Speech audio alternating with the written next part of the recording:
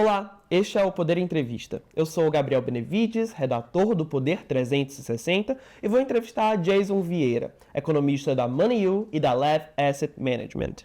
Jason tem 50 anos. É formado em economia pela Universidade Presbiteriana Mackenzie com MA, Master of Arts, na NYU, a Universidade de Nova York. Já trabalhou em bancos como Santander e JP Morgan, além da Infinity Asset. A MoneyU faz o levantamento de ranking de juros reais a cada nova reunião do Banco Central para definir o novo patamar da Selic. Jason, muito obrigado por ter aceitado o convite. Obrigado pelo convite. Agradeço também a todos que assistem a este programa. Esta entrevista é realizada no estúdio do Poder 360 por videoconferência em Brasília em 3 de abril de 2025. Para ficar sempre bem informado, inscreva-se no canal do Poder 360, ative as notificações e não perca nenhuma informação relevante. Jason, eu começo esta entrevista perguntando sobre as tarifas recíprocas impostas pelo presidente dos Estados Unidos, Donald Trump. Para quem está nos assistindo entender, basicamente o Brasil vai ter que pagar 10% dos produtos que ele exporta para os Estados Unidos.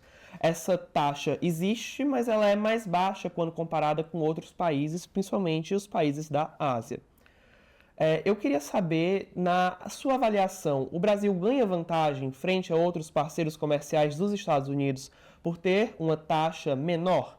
E como que os principais indicadores de mercado devem se comportar no Brasil em relação a essa notícia nos próximos dias? Bom, digamos assim que o dos males foi o menor. 10% é uma taxa que pode ser considerada ótima, dado o contexto, porque os Estados Unidos não esmiuçam especificamente. Na verdade, a conta ali é meio estranha que o que os Estados Unidos fizeram.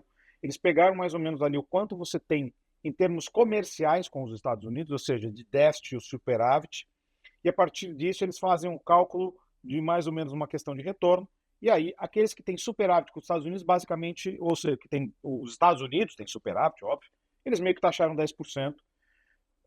O Brasil ele tem uma vantagem nessa história que parece estranho, mas no atual contexto, o Brasil ele tem uma parcela significativa da sua pauta de exportação muito baseada nas questões da Embraer e nas questões da Petrobras. Porque a Embraer traz peças de equipamentos, de um monte de coisa, muita coisa dos Estados Unidos, muita coisa de Israel, de outros países, mas não taxa, obviamente, para não onerar a empresa local. E também uma parcela significativa do que nós refinamos de petróleo, petróleo brasileiro, que é um petróleo pesado, que é mandado para fora e depois volta para dentro. Ou seja, isso também não pode ser taxado, senão o Brasil se autotaxaria em algum momento, trazendo os derivados de petróleo refinados para cá.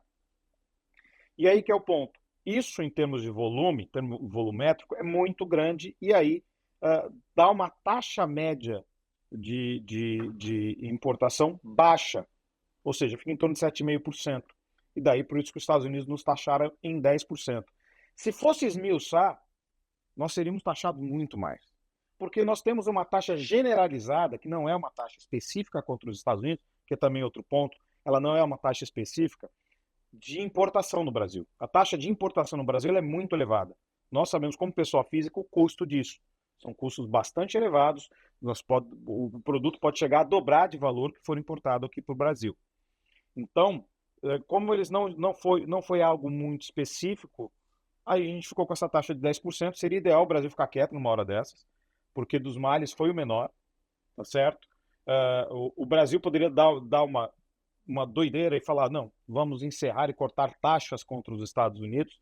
Isso seria interessante, mas o Brasil não tem essa visão, como, por exemplo, o Vietnã, que teve uma taxa bastante elevada, pois taxava os Estados Unidos em 90%, pouco antes do anúncio do Trump já tinha anunciado que ia cortar totalmente as taxas. Então o Brasil ficou numa posição boa, tanto que o mercado está reagindo positivamente aqui comparativamente ao que está acontecendo lá fora. Lá fora você está tendo uma queda muito abrupta das bolsas de valores, enquanto o Brasil acaba se mostrando beneficiado por esse cenário. Na sua visão, além da vantagem competitiva, o Brasil ganha essa vantagem de mercado que deve influenciar inclusive na inflação do país? Então, curto prazo, sim, essa visão de curtíssimo prazo, ou seja, o dólar está mais baixo, ajuda a questão inflacionária, e em termos de comércio, não é um impacto tão grande para a gente que seria tão ruim comparativamente a outros países. O problema é que isso é algo que é muito maior do que a gente está observando no curto prazo. A situação ainda É difícil a gente definir, por exemplo, eh, como é que vai acontecer outros ciclos de comércio. Porque, por exemplo, nós estamos há anos, nós estamos literalmente há 20 anos, desde 2003, na verdade mais, desde 2000, não, mais de 20 anos, desde 23 anos, que nós estamos tentando fechar um acordo com a União Europeia. 23 anos. E eles são extremamente protecionistas. E daí a gente está agora começando a desenhar um acordo com a União Europeia. Isso vai mudar com os Estados Unidos fazendo esse processo global de taxações? Não necessariamente. Os acordos continuam. Está uma dificuldade monstruosa do Brasil fechar um acordo com a União Europeia, porque eles querem pegar, em vez de pegar uma coisa mais generalizada, eles querem pegar ponto a ponto. Porque país X quer proteger isso, país Y quer proteger aquilo, e isso é um problema. Então, nós, não é que quer dizer que, pela taxação americana generalizada para o mundo inteiro, alguns países vão ter comparações positivas X, Y, Z, a China vai desviar suas exportações dos Estados Unidos para outros países. Não é bem assim que acontece. A situação ela é muito mais complexa. Então, assim, curto prazo, curtíssimo prazo, sim, temos vantagens em relação ao que está acontecendo. A partir dos próximos meses, o que a gente vai entender? Primeiro, quais países que vão derrubar as tarifas contra os Estados Unidos, que é a intenção inicial do Trump. Desses países que vão derrubar as tarifas, quais efetivamente vão ser competitivos em relação ao Brasil? Tá certo? Então, quem é competidor do Brasil no mercado internacional em relação aos Estados Unidos, que pode baixar tarifas ou pode manter as mesmas tarifas e, de repente, se tornar mais competitivo. Então, nós temos nesse momento, curto prazo, pequenas vantagens em relação ao Brasil, e daqui em diante nós temos mais perguntas do que respostas. Uma dúvida minha é se deve ter alguma mudança na dinâmica do investimento estrangeiro que entra no Brasil. Isso é um pouco mais complicado, porque nós temos ainda questões internas, tá certo?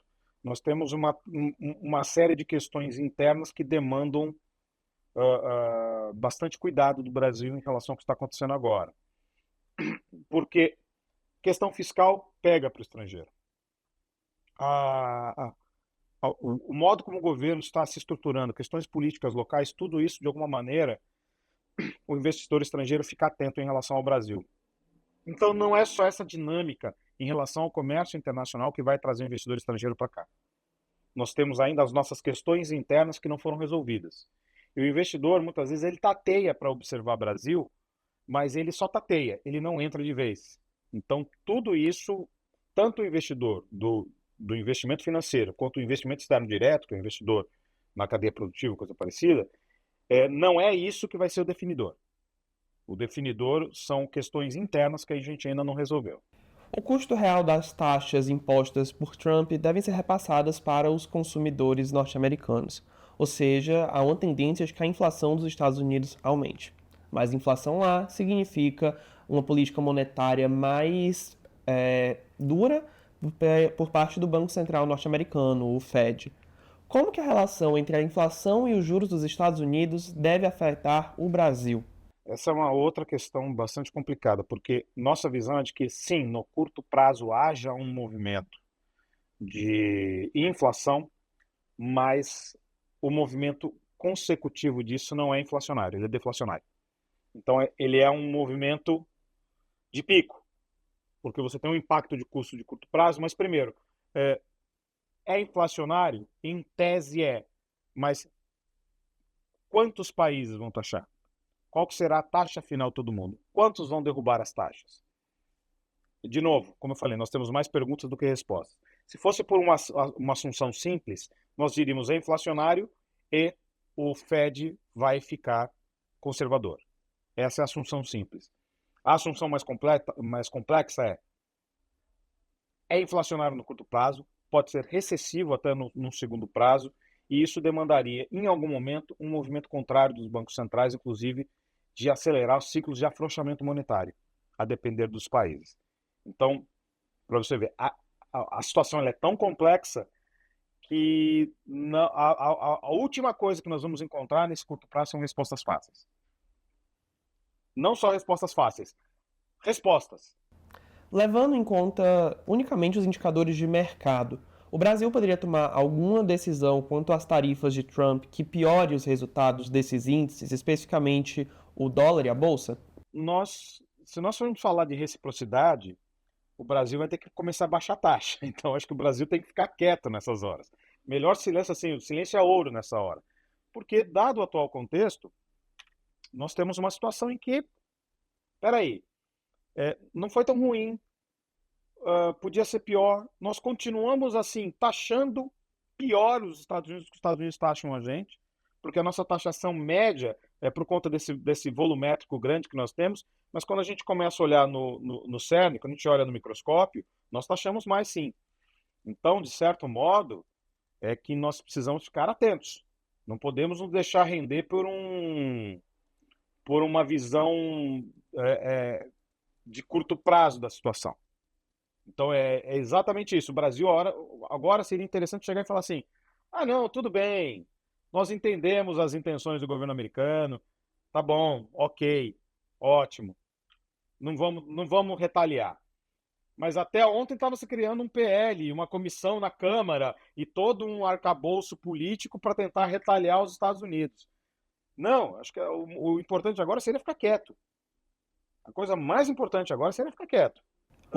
O próprio decreto do Trump, ele determina que se um país retaliar, vão ter mais taxas em cima dele, certo? Exatamente o ponto. E pode dobrar a taxa. Por isso que eu digo, talvez realmente para boa parte dos países seja interessante não fazer nada. Ou, como até sugeriram aqui no Brasil, o que não seria ruim, tá? Em termos até de comércio, talvez fosse um ponto em que fosse interessante para o Brasil, em termos de comércio com os Estados Unidos, para abrir outras fronteiras.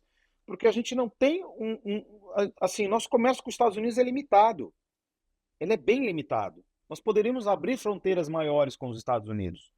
De comércio, de forma nós temos uma entrada melhor. Porque, por exemplo, o etanol brasileiro comparado ao etanol americano, o etanol americano tem um custo de produção maior que o brasileiro, mas é de uma commodity que é super incentivada nos Estados Unidos, que é o milho. Mas o preço final dele, dada a consideração de impostos que a gente tem no Brasil, ele é mais baixo. Então o americano é louco para entrar no mercado brasileiro. Isso daí o Brasil provavelmente não vai baixar essa barreira. Porque ainda que nós tenhamos um custo de produção menor do que o americano, o etanol deles acaba sendo mais barato. Então nós teríamos que não taxar o nosso etanol para tentar entrar no mercado americano. Nós tínhamos que cortar impostos do etanol brasileiro para tentar entrar no mercado americano, porque é um etanol em termos de caloria de melhor qualidade do que o etanol de milho. Mas se a gente começar a olhar para outros aspectos, talvez a abertura do mercado americano para a economia brasileira amplificar isso. A carne, que nós já temos, ainda que nós temos empresas brasileiras instaladas dentro dos Estados Unidos, você amplificar a exportação de carne, a exportação de outros de grãos, de diversas coisas que interessam os Estados Unidos e até o que a gente possa agregar valor em termos de exportações, que a gente tem a mania ingrata de exportar commodity e importar de volta produto com valor agregado. Seria interessante que o Brasil agregasse valor aos seus produtos e não ficasse só ali dependendo das commodities. De certo modo, você teria um movimento positivo para o Brasil, mas não é, eu acho que uma questão que seja pertinente na cabeça do Brasil você ter, não taxar. Nós somos famosos por taxar, né? Essa é uma questão. Além do Brasil, teve algum outro país que poderia ser mais beneficiado ou menos prejudicado, né, pelas tarifas do Trump? Eu acho prejudicado nesse momento, dado o contexto, é a China. Porque a China está numa situação econômica difícil, tá? Eles estão numa situação econômica com diversos desafios, especialmente no mercado imobiliário deles, que há muito tempo está travado e não consegue avançar, eles estão com um problema grave interno, ainda que eles não demonstrem isso, mas, ou seja, parte daquilo que eles transformam em termos de subsídios, os produtos deles de maneira competitiva, vai tirar a competitividade através do imposto. E aí, eu não sei se agora, nesse momento, dado o tamanho das taxações, se a China teria condições de cobrir o, o, o tamanho desse, subsidiar o tamanho desse imposto, para que ele continue competitivo em relação a outros produtos. Então, eu acho que isso é uma complicação para a China. O Vietnã, como nós falamos, também teria uma complicação, mas aparentemente parece que cortaram as tarifas, isso vai entrar em alguma negociação e vai se encerrar esse problema. Então, comparativamente à China, o Vietnã se torna mais competitivo. Aparentemente a Índia vai entrar em negociações também com os Estados Unidos em relação às tarifas. Ou seja, isso tudo vai depender de quanto individualmente esses países vão entrar nessa competição de tarifas. Se por acaso o Brasil entrar nessas negociações e conseguir zerar ou diminuir a tarifa, aí a gente teria ainda mais vantagem, certo? Sim, porque o Brasil é a maior potência agrícola do mundo. Então nós temos um mercado como o americano que nós não temos muito bem aberto, nós temos dificuldades. Nós tivemos dois presidentes simpáticos à presidência do Brasil. Nós tivemos o Trump no passado, que era simpático ao Bolsonaro, e nós tivemos o Biden, que era simpático ao Lula. Nenhum dos dois conseguiu ter uma abertura mais ampla do comércio brasileiro em relação aos Estados Unidos. E é um mercado importante. E é por isso, e essa é a briga do Trump. Eles sabem que eles são um mercado importante, eles sabem da importância deles, e eles sabem que todo mundo, de alguma maneira, quer fazer comércio com os Estados Unidos. E o que ele está dizendo? Você quer fazer comércio com a gente? Então vamos equalizar um pouco. Não ferra a gente na hora da gente vender para vocês, que a gente não ferra vocês na hora da gente comprar de vocês. É mais ou menos essa equalização que ele está tentando fazer. Então é nesse sentido que talvez, se nós entrarmos numa de querer baixar tarifas, em termos daquilo que nós temos como produto principal, pode ser vantajoso para o Brasil, né? O problema que nós vemos para o restante do mundo, para uma parcela significativa para o restante do mundo, é o que isso pode impactar em termos globais das questões do quanto essas tarifas significam em termos de arrecadação para o restante dos países do mundo, o quanto isso se equilibra em termos internacionais da proteção de parte dos seus mercados, que em termos internacionais, alguns mercados, alguns países sentem a necessidade de ter que proteger seus mercados, porque existem certas fragilidades internas que só eles sabem. Mas daí a gente entender como é que o mundo vai ser pós-taxações, é aquele negócio, vai ser um mundo de livre comércio? Essa era, na verdade, a minha próxima pergunta, né? Se essa moda deve pegar. Os países mais ricos devem ficar cada vez mais protecionistas? É uma medida única de Trump e dos Estados Unidos ou ainda é cedo para fazer essas especulações, no sentido de que tem que ver o resultado para os Estados Unidos? Eu acho que assim, o, nós estamos pensando assim, os Estados Unidos ele não é que ele está sendo protecionista, é ao contrário, ele está querendo que assim a percepção deles é livre comércio, né? Se a gente for observar de certa maneira, ou seja, não é que eu tô assim, eu vou proteger o meu se você proteger o seu. Agora eu não vejo a Europa reduzindo o protecionismo. Isso é cultural quase na Europa. O processo de protecionista europeu ele vem muito de um viés especialmente voltado como é que eu vou dizer, o sindicalismo europeu, né? Você tem o sindicalismo europeu muito, muito intrínseco dentro dos meandros econômicos, que é uma coisa protecionista. Então, o sindicato dos produtores agrícolas, eles lutam por uma enormidade de subsídios e lutam por protecionismo, ainda que isso, de certa maneira, gere peso ao Estado.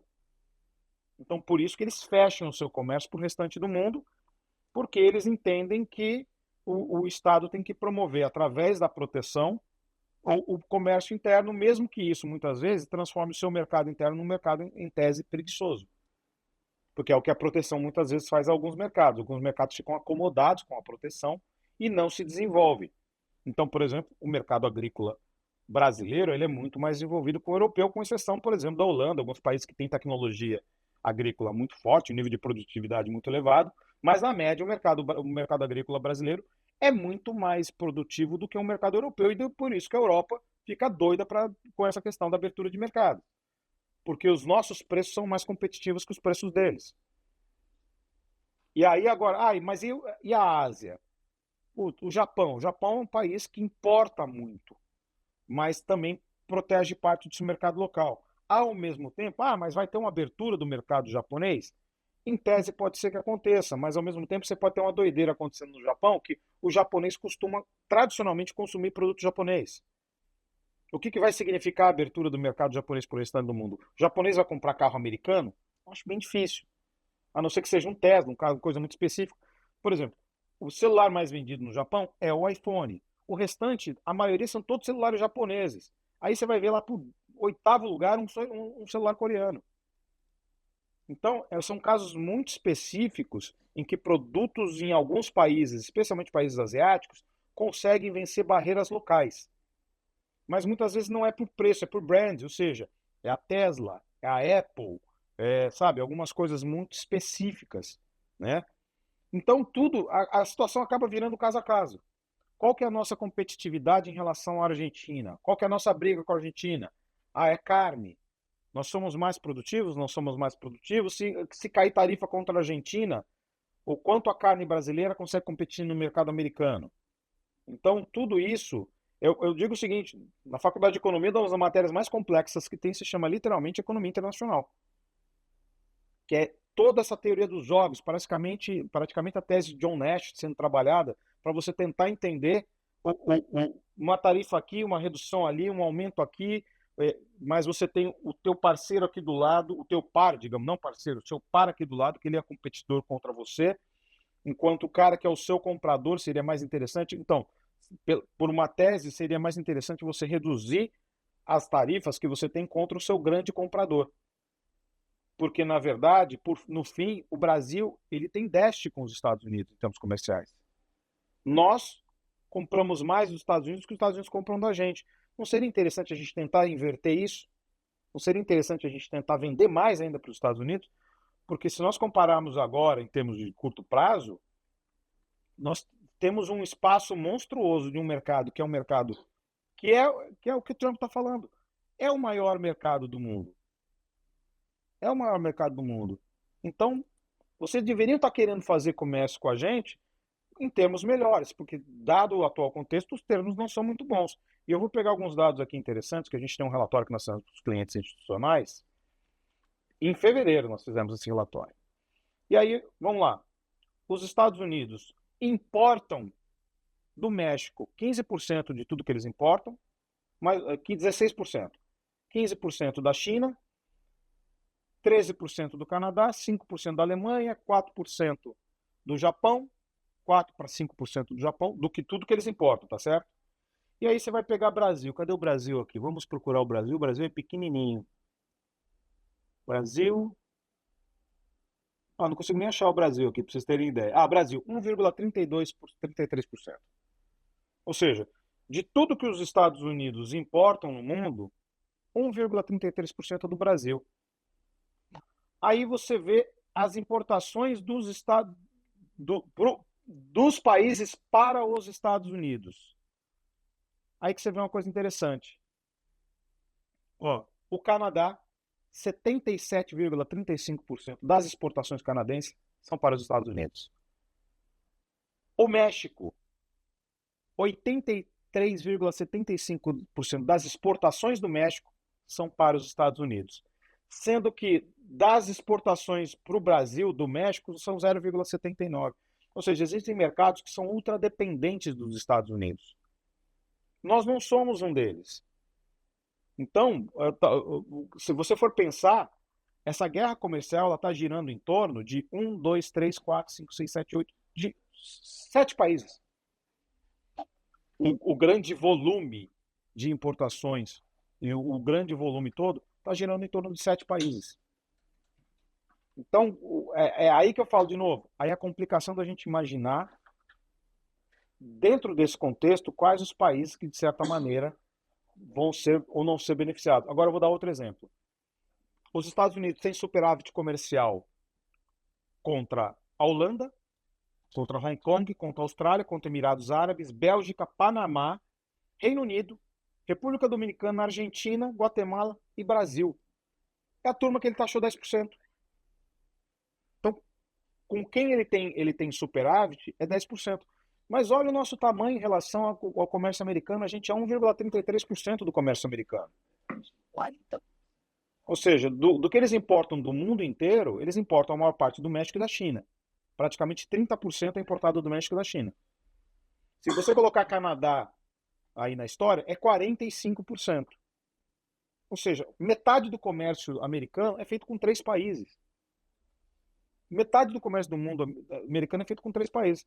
Ou seja, o resto dessa turma aí entrou na conta. E na sua avaliação, com o Brasil com tarifa menor, consegue aumentar essa participação? Quem sabe ocupar essa fatia maior? Conseguiria, porque é muito pequena. A gente está de perto da Malásia, que está com 1, a gente está abaixo da Malásia, a gente está acima da Holanda. A Holanda tem 1,27% do comércio americano e nós somos 1,33%.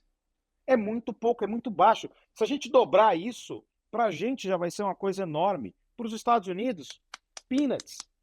E por isso que eu digo, seria fantástico o Brasil, de repente, zerar as tarifas com os Estados Unidos, porque olha isso aqui, se a gente aumentar 100% do nosso comércio com os Estados Unidos, nós vamos representar 2,5% do comércio americano com o mundo. Para os Estados Unidos não é nada. Inclusive gera vantagens para eles, porque nós estamos vendendo alimentos mais baratos para eles. Ao mesmo tempo, para a gente é muito mais vantajoso, porque o nosso comércio internacional dobra com a maior nação do mundo. A gente abre um mercado que para a gente nesse momento ainda é muito fechado. Então, se a gente for pensar de maneira estratégica e inteligente, o Brasil estaria pensando em cortar tarifas com os Estados Unidos, e não o contrário. Chega ao final esta edição do Poder Entrevista. Em nome do jornal digital Poder 360, agradeço a Jason Vieira por ter aceitado o convite. Obrigado, até a próxima. Agradeço também a todos que assistiram a este programa. Esta entrevista foi gravada no estúdio do Poder 360, em Brasília, em 3 de abril de 2025. Para ficar sempre bem informado, inscreva-se no canal do Poder 360, ative as notificações e não perca nenhuma informação relevante.